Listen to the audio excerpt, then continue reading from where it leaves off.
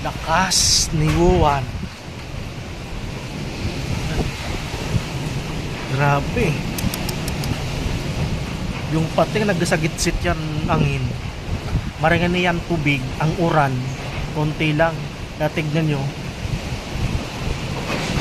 Mababaw yung tubig.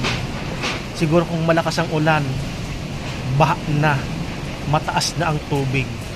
So ingat po ang mga kababayan natin, lalo po sa mga malapit sa ilog, malapit sa dagat, lalo po yung malapit sa bundok na lubhang delikado.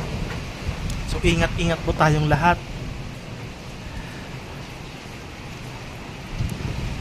So grabe ang bagsik ni Wuhan.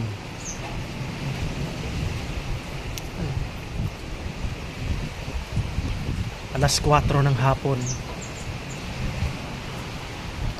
So madilim na. Lahat ng mga gamit namin dito sa loob ng bahay ay na lagay na po sa safe na lugar. Yung TV po nandito po sa taas.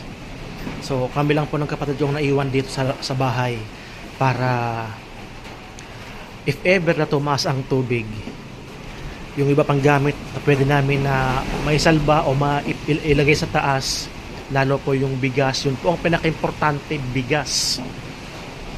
Yun po binabantay namin dito. So dito ako ngayon sa pinto, laging nanonood.